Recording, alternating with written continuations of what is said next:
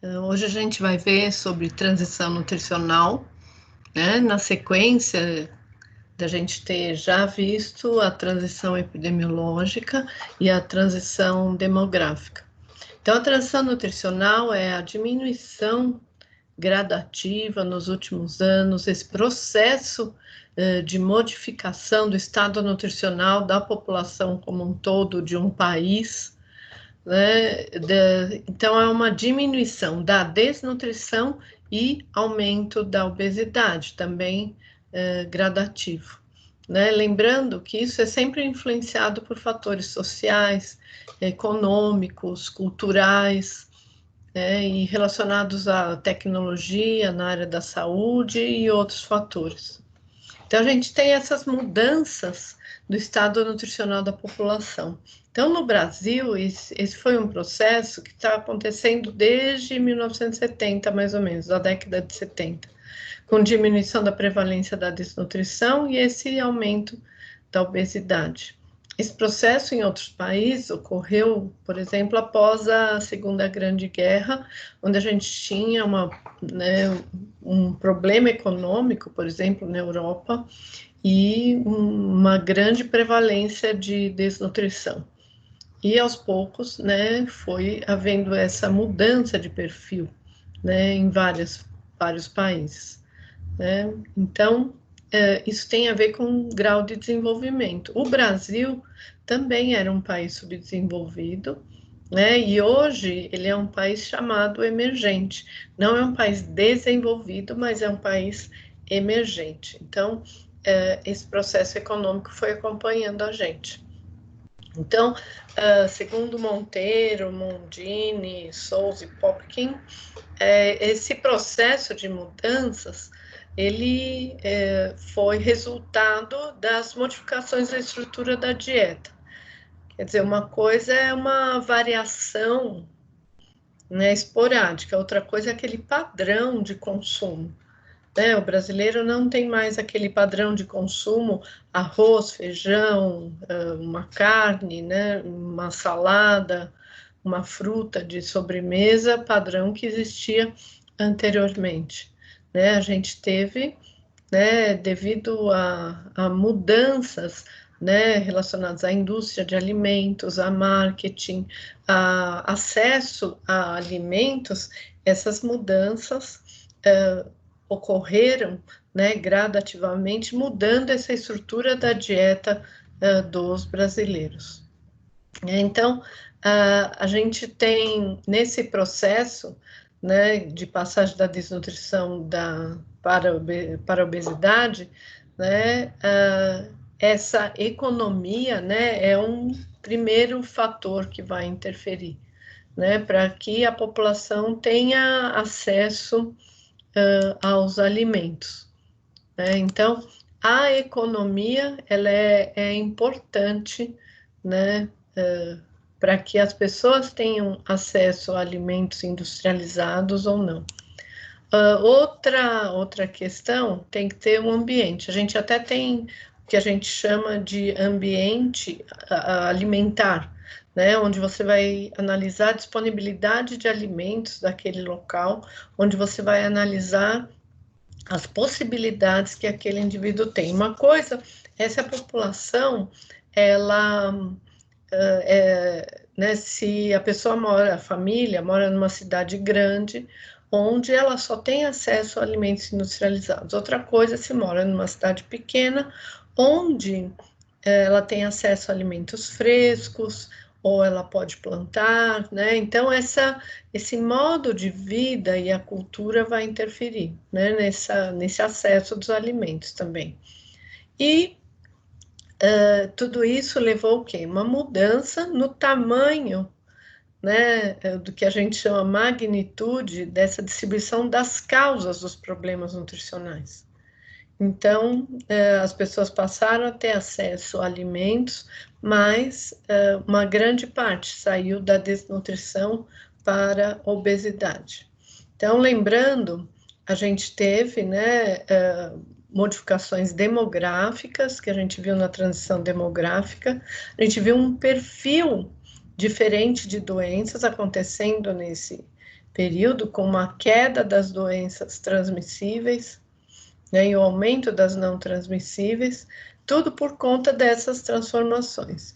E os hábitos alimentares, né, a falta de atividade física que interferem no estado nutricional e na transição nutricional também ocorreram em conjunto. Então, essa obesidade, ela vai aumentar as doenças crônicas, né? Essa obesidade, ela vai ter um impacto que na longevidade, nos anos, né? Quando a gente tem uma população altamente desnutrida, a gente tem uma mortalidade, principalmente mortalidade infantil maior, e essa mortalidade interfere nessa transição demográfica. Interfere também na transição epidemiológica, porque esse desnutrido, ele tem mais chances de ter uma doença transmissível, né? Uma doença infecciosa, né? Ele é mais suscetível às doenças de modo geral, às transmissíveis.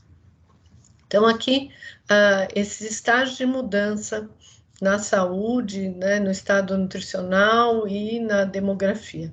Então, a gente viu isso, né, com a mortalidade, aumento da fertilidade e da mortalidade, depois mudando a estrutura etária, né, houve essa redução da mortalidade, então a gente tem mais idosos, né, depois ocorreu o quê? Uma diminuição da fertilidade com o envelhecimento, certo? E aí essa população mais estável e até com diminuição, né, da população, né? E aí a importância da gente ter foco nesse desenvolvimento saudável, né? Então, essa redistribuição dessa população, né, no espaço também mudou, né? Porque ela saiu, o quê? Das cidades pequenas, foi para a cidade grande, saiu do meio rural e foi para o meio urbano. Então, a gente teve uma nova configuração dessa espacialização dessa população. Aqui a gente tem maior prevalência de doenças infecciosas na transição epidemiológica já, né? E a gente tem aí uma diminuição, né, aos poucos, dessas doenças, principalmente parasitosas, né, infecções relacionadas à diarreia. Aqui a gente já tem alguma assistência à saúde voltada para a prevenção e alívio da fome, uma questão social, né, programas voltados, né, a gente vê merenda escolar, Fome Zero, outros programas, né, Bolsa Família, voltadas para esse alívio da fome, aquela fome crônica grave, né, e aqui as doenças crônicas, né, na transição epidemiológica, com essa diminuição da pobreza, da miséria, diminuição da desnutrição e das doenças transmissíveis, as doenças crônicas não transmissíveis, chamadas degenerativas, né, elas predominam, né? Ainda a gente tem um foco na intervenção médica, né, uma pequena, um pequeno investimento, né, ainda frente às necessidades, para ações preventivas, para melhorar a alimentação, melhorar a disponibilidade de alimentos saudáveis, melhorar a atividade física, melhorar esse autocuidado. Então, a gente ainda tem muita necessidade de melhorar, tá, para essa prevenção de doenças crônicas, né? E aqui na transição nutricional, então, há alta prevalência de subnutrição por conta da pobreza, a diminuição da fome, a gente ainda tem fome. Então, por isso que é um recuo da fome, né? Então, infelizmente, a gente tem essas duas situações, por isso que a gente está num processo ainda de transição. A gente tem a obesidade, né, um processo de diminuição, mas ainda tem a desnutrição, tá? Então, elas se juntam aqui por conta dessa necessidade de iniciativas e mudança nesse estilo de vida. Então, essas fases, né, podem ser descritas, né, como uma história do mundo, né, que as pessoas inicialmente eram magras, né, e elas precisavam sobreviver caçando, plantando, né, primeiro como nômades, depois se fixando à terra, né, numa época que não se tinha nenhum tipo de prevenção nem tratamento para doenças transmissíveis, né? Então, a população, quando o homem se fixa à terra, se formam comunidades onde essa transmissão da doença é facilitada. Então, isso dificulta o tratamento. Com esse melhor cultivo, também melhora a disponibilidade de alimentos e surge a questão da industrialização. Então, vocês estão vendo, isso aqui é a história da humanidade, muitos anos se passaram, né? Aqui tem uma redução, então, aqui, quando surge o processo de industrialização, surgiu diferente, de forma diferente, ritmo diferente, intensidade diferente, em vários países do mundo, né? Então, o Brasil teve uma industrialização, né, posterior que a Europa, por exemplo, né? Então, quando a gente tem esse processo de industrialização, onde as pessoas têm mais acesso a alimentos, onde as pessoas têm mais acesso à educação, a melhor condição de vida, há uma redução das doenças transmissíveis, junto com a desnutrição, né? Foi concomitante, a desnutrição caindo, diminui também essas doenças. E essas doenças também causam a desnutrição, elas fazem meio que um ciclo vicioso. Então, praticamente não há mais baixa estatura, né? Com isso, surge o sobrepeso e obesidade. É interessante quando a gente vê, eu gosto de ver jogos de futebol antigos, que a gente vê aqueles jogadores lá dos anos 70, muito mais baixos que os europeus, né? Os brasileiros, uma diferença muito grande. Então, até a elite, né? O atleta é a elite da população. A elite da população mostrava o quê? Muito mais baixa estatura que outros países. E hoje a gente já vê uma igualdade, né, de condições aí no esporte, pelo menos enquanto a estatura, né, e essa forma física. Então surgem de modo geral, né, no esporte, né? Não, sem analisar individualmente, né? É claro que a gente sabe dos investimentos que se tem, né? Isso sem a gente está comparando de uma forma bem grosseira aqui, né? Então isso seria um indicador, né? Mas aí com esse sobrepeso e a obesidade, o que eles vão causar? Né? As doenças crônicas não transmissíveis. Então, isso vai reduzir a qualidade de vida. Então, os países que conseguiram controlar essas doenças crônicas não transmissíveis têm uma melhor qualidade de vida e uma longevidade, né? Aí interfere lá na transição demográfica, né? Quer dizer, essa mudança de comportamento, né, seria, né, aqui está uma pergunta, é provável?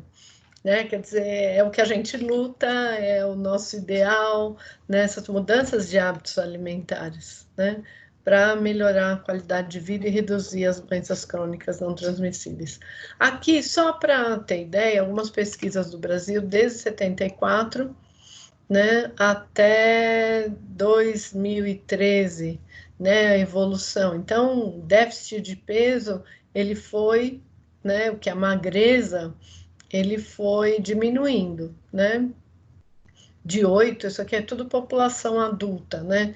Então, olha, aqui homens, né? Aqui embaixo mulheres. Então, déficit de peso em mulheres 11,8 e, olha, com mais déficit de peso e mais obesidade, né?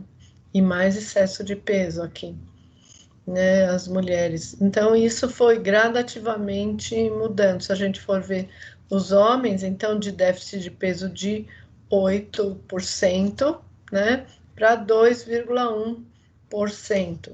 E aqui, né, da mesma pesquisa lá, do Estudo Nacional de Despesa Familiar, a gente tem obesidade com 8, né? E agora, mulheres 24,5 de obesidade e 58. Excesso de peso, lembra, é acima de 25 de MC. E ele inclui a obesidade, né? Seria excesso de peso, ele inclui sobrepeso e obesidade. Aqui os homens, 55,6 e 16,8 de obesidade, né? Nas pesquisas do Vigitel, a gente já tem a gente tem resultados parecidos com esse. Mas é interessante porque a gente tem resultados mais atuais, né? Aqui só para vocês fica uma lição de casa, para vocês analisarem, né, para vocês responderem, analise a evolução do excesso do excesso de peso dos homens, aumentou, diminuiu, quanto.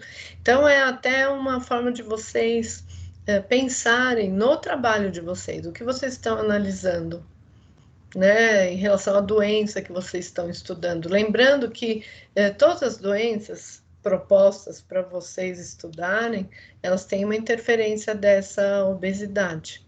Então, ela, como a mudança do perfil nutricional, né, de desnutrição para obesidade, levou a todas as doenças crônicas que a gente está estudando, que vocês estão estudando no trabalho de vocês. Então, fica aqui o desafio para vocês. Ajuda também a estudar para a prova, né? Isso, mas é um desafio para vocês entenderem o quadro, pensarem um pouquinho. Aqui o Vigitel, né, dados de 2016, o ano de 2016 foi interessante porque eles fizeram uma análise de uma década, compararam 10 anos, né? Então, compararam o avanço de 10 anos, quando ele completou. Então, aumentou 61,8 de diabetes, de hipertensão, e aqui, né, o nosso assunto de hoje, o excesso de peso. Mais da metade da população está com peso acima do recomendado.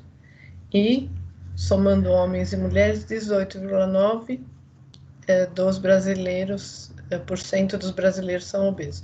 Aqui lembrando que o Vigitel, ele analisa as capitais, né, e o Distrito Federal, né? Então, ele faz, se você quiser conhecer, então só a cidade de São Paulo, a gente pode conhecer, tem dados lá, só colocar lá no Google, né, Vigitel Brasil, né, tem até o ano 2017, né, e vocês podem ver capital por capital.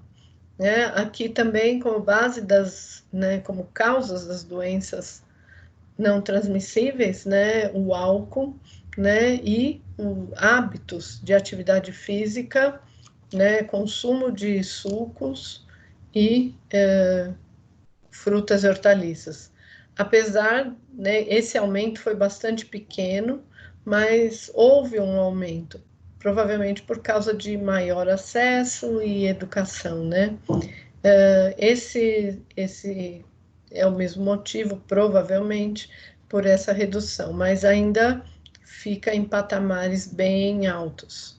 E também aumento da atividade física. Então, compensa lá vocês virem. A gente viu um pouquinho alguns indicadores, quando a gente vê indicadores na aula sobre indicadores epidemiológicos, a gente analisou um pouquinho esses indicadores. Tá? Aqui, então, a gente está vendo o quê? O aumento da obesidade, mas a gente ainda tem desnutrição e fome no Brasil. Tá? Então, esse tem um relatório da ONU, né, que mostra que realmente a gente não resolveu esse problema. E ainda a gente tem pessoas que estão em extrema pobreza, né, no Brasil, tanto nas periferias das cidades grandes, né, ou região, no caso na cidade de São Paulo, por exemplo, na região central, inclusive, né, população de rua, né, ou população do meio rural, né, principalmente quando não tem acesso a trabalho nem a terra. esse relatório, se vocês quiserem conhecer, ele analisa, então, a segurança alimentar, que é não somente a desnutrição, mas a falta de alimento, a fome, né, o que a gente chama de falta de acesso, né, não só alimentos de modo geral, mas alimentos, uma alimentação adequada, equilibrada, né? Não adianta ter uma alimentação monótona, onde você vai ter outros tipos de deficiência. Então, a segurança alimentar, ela pode ser excesso ou essa falta, inclusive de nutrientes. Então, essa mudança no perfil alimentar, né, mais lipídios, mais proteínas, mais sacarose e o consumo excessivo de ultraprocessados. É isso que a gente tem visto aumentar, né, no nosso hábito, né, causas da obesidade, né. O consumo de carnes também aumentou, a gente tem mais carnes, o Brasil é um país exportador, um dos principais do mundo, né? E a gente tem esse aumento da disponibilidade para as famílias, né? Também aumento de outros alimentos processados, açúcar, refrigerante, biscoito, sal tem um alto consumo, né? E aí esses alimentos estão o quê? Substituindo feijão, leguminosas, raízes, tubérculos, né? Então a gente vê uma substituição, uma troca, né, desse padrão. O feijão ele é considerado, né, um marcador de alimentação saudável. Então não é interessante que diminua o consumo de feijão, né? Teve queda desse consumo de ovos, né, em 84%, e de gorduras animais. Isso um ponto positivo, né? E esse consumo, né, quando a gente pensa de arroz e feijão, teve uma diminuição nesse consumo. Uma parte porque, né, pode ser que uma parte da população não queira consumir por falta de acesso ou não queira por modificação de hábito alimentar, né, e queda de consumo de frutas, legumes e verduras. Isso a gente viu naquele anterior, do Vigitel, esse período de 10 anos. Mas a gente tem muitas outras pesquisas que analisam desde os anos 70, né, até agora, né, nos últimos 40, 50 anos. Então, essas mudanças de perfil alimentar são nesses últimos 50 anos, não nos últimos 10, que é uma faixa de um período menor, né? E esse aumento da alimentação fora do domicílio. Agora, na questão que a gente está analisando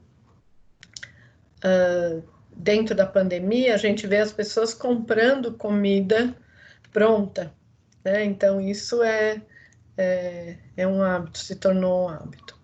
Então, a transição demográfica, nesse padrão, a gente viu que essas pessoas passaram de uma população rural para o meio urbano, então isso já é um dos motivos para a mudança do hábito alimentar, né? Então, pode ser uma das explicações, né, para toda essa mudança.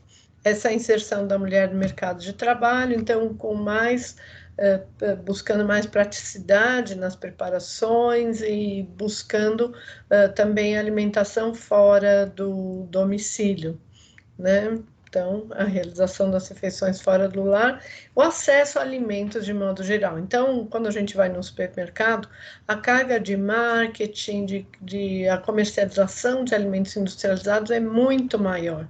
E, às vezes, esse acesso a alimentos industrializados é muito maior.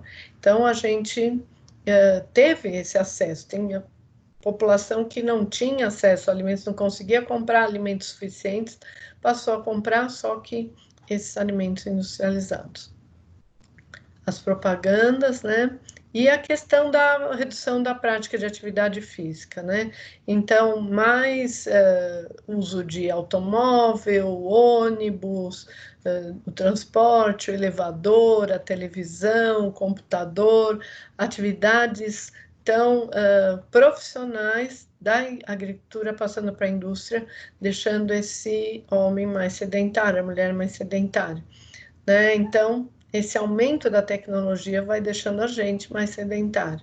E as atividades de lazer também, voltadas a computador, a televisão, né, menos na área externa.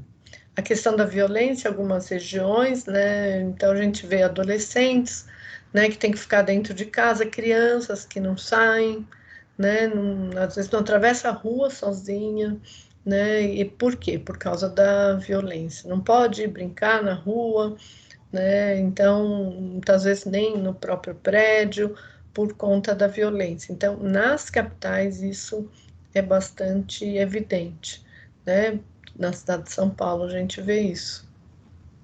E a própria organização urbana, a cultura. Então, a atividade, o que se espera de uma criança, o que se espera de um adolescente, um adulto. Então, passa muito tempo no transporte, passa muito tempo no trabalho. Então, essa organização urbana, ela diminui a prática de atividade física.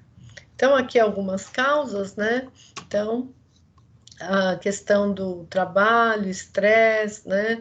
Poder de compra, então, quando tem maior escolaridade, mais acesso ao emprego, melhora o país, pode conseguir comprar. A questão da globalização, então, a importação de padrões, né, através da mídia e através de filmes, dessa modo de viver, e aí a gente tem a questão dos Estados Unidos, que a gente importa muito deles, né, junto com o sedentarismo. E essa com número maior de idosos. Então, a tendência do idoso já é, né, esperado que ele vá aumentando, né, o adulto idoso vai aumentando esse peso. Então, desafios, a gente tem campanhas educativas, né, em cima do Guia Alimentar Brasileiro, a questão da educação alimentar nas escolas, unidades básicas de saúde, pelo setor de saúde, a questão de incentivo, criação de parques, a aulas de educação física, prática esportiva e políticas voltadas à população de baixa renda, população de rua ou população sem renda, né, para que elas possam adquirir alimentos, né, com melhorar esse acesso. Aqui as referências e muito obrigada.